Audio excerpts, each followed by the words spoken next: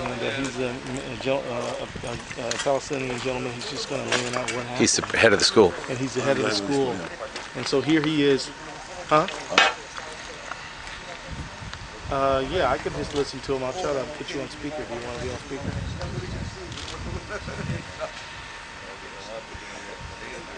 I'm putting you on speaker unless you object. You object to this? No. Go ahead, sir, please. Yes, this is the American International School. This school was built in 1999 in an attempt to create an infrastructure for international community in Gaza. At that time, President Arafat was here, and there was a lot of international presence in Gaza. Representative offices, international companies working on major projects in Gaza, like the harbor, the airport, and stuff. And we were hoping maybe to attract the Palestinian investors to come back and invest in Gaza.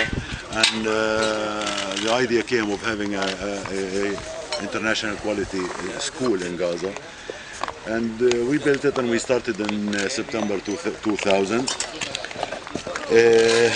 And since then, we had our bad days, we had our troubles, of course, but this is something out of any imagination. We never imagined that the school will be targeted. Actually, it was early in the morning on the 3rd of January, just the last day of the aerial campaign. One day before the ground operation started, we heard that the school has been bombed by missiles from fighters, F-16s or whatever, I don't know. And the first thing I was concerned about is the guard. We have a watchman in the building, and unfortunately he passed away. He was inside the building at the time. Was the watchman was killed in the building? Killed. He was cut into pieces. I mean, he was. I went to the hospital. Was he a friend of yours? I'm his boss. He's an employee. Yeah, you would know him. Of course, I know him. I know his family. He lives not far from here.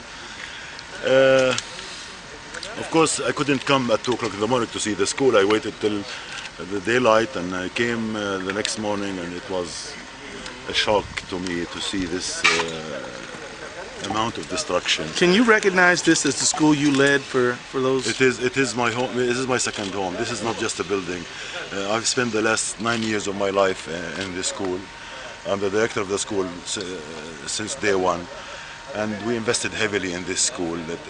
It's not just the building. We invested in books, equipment, our records, our furniture, everything is just gone. What was the IDF's offered reason for this? Unfortunately, we did not have any explanation yet. I know some media and diplomats who came to the school and requested an explanation, and the answer they get is the matter is under investigation. They didn't even give us the pretext they give every time rockets were being launched from the school, and I can assure you there were no rockets launched from the school. I'm not sure 100%, of course, but I have a small incident I keep repeating. This poor guy who passed away asked me, the day he died, asked me if he can bring his wife and family with him to stay at night in the school, inside the building, because he thought, the poor guy, he thought this is the safest place on earth. And you know, it really is a very sturdy looking structure. It is. Concrete. $7 million investment. This is a huge. $7 million. $7 million. The building itself is 3,400 meters times 2. That's 600, 800 meters. The campus, the whole campus is 34,000 square meters. And if you go around, it's a huge school. We have 3 fields: soccer field, basketball field, and we have phase 2 coming. We wanted to build a gymnasium and an auditorium. And how old were the children who went to this school? KG to grade 12. We have all grade levels. And when they come and see what their school looks like, I mean, what is the impact does it have on them? They were so traumatized. They were so angry, and they were so, most importantly, they were so uncertain of their future. You see, our school is the only school that delivers the American curriculum in Gaza. Our kids simply cannot just go to another school. They have to go to an American school because they will not make it. English. Yeah, of course, our language of instruction is English, of course, and they cannot make it in other schools, or UNRWA schools or government schools. And that's why the first thing they ask, are we going to have school back? Especially the seniors. The seniors, I have grade 12 students who are waiting to graduate. Actually, they missed deadlines because of the war in January. They missed deadlines applying to the universities. Luckily, with the help of the consulate in Jerusalem, we managed to get an extension for some of them and to extend their deadline for applications. But again, those students are not even certain, they're not even sure they're going to get their diplomas or not.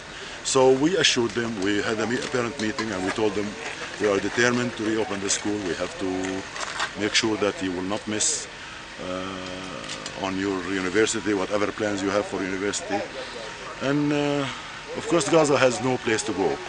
We looked for a building to host us in an immediate basis. We wanted something ready. We don't have the luxury of time to, because we already, semester 2 already started. Luckily, the school was hit. We were in Christmas break at the time. And we were supposed to come back on 13th of January. And it happened on the 3rd of January. So we didn't lose as much school days as other schools. But again, we have to start. And then we went to the UNRWA. UNRWA said we have no schools. We're already short because we have so many schools. Yeah. UNRWA schools hit. We went to the Ministry of Education. They said, okay, we will give you a building, a school building, but it has to be in the afternoon. Of course, that's because you gotta use the building in shifts. Is that right? Yeah, because they're gonna go in the morning. The other kids. We go and of course, the simple calculation, we cannot make it. We have an extended curriculum. We stay till 4 o'clock here, and this is why we went and looked for a building that is suitable for us to take as a temporary facility. Luckily, we found a building, a nice building that used to be rented. By the British Council in downtown Gaza. We rented that building. We tried to furnish it with whatever furniture available in Gaza. Yeah, because your furniture is all destroyed too. This is all from America. Your books, by the way, your furniture, your computers, your records, your files. This is everything from America. Is this the American taxpayers' investment too? Not totally. I mean, we received assistance from the taxpayer. Yeah, of course. In the year 2000, I got $160,000 from the American consulate. Sure. And then later in the year 2000, we got $94,000 in renovations and rehabilitation project. Later on, we have $68,000 in subsidy for scholarships, for subsidy for paying tuition fees of students who cannot afford because of the situation. Scholarship, yeah. Yeah.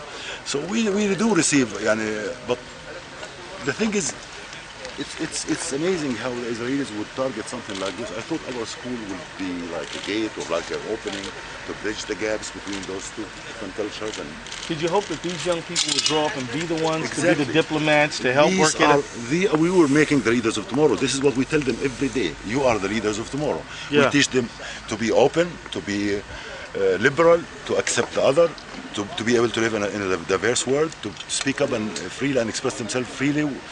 And the curriculum helps. Democracy. We have a beautiful curriculum that has so many activities. Of course, this does not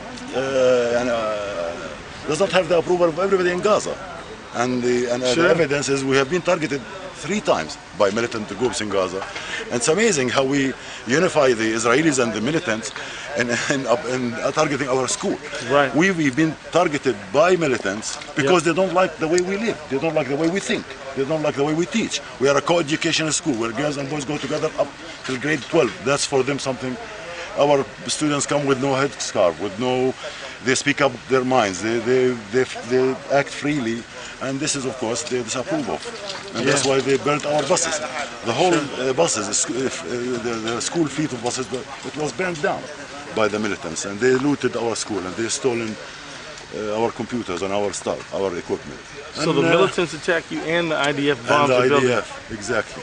Wow. January is not a good month for this school. Because January 2008, the militants came and burnt our buses and looted our school. And in January 2009, the Israelis just bombed it and just flattened it, just like you see. Yeah, thank you, sir. Tim, you still there? Can we walk around a little bit? Oh, yeah.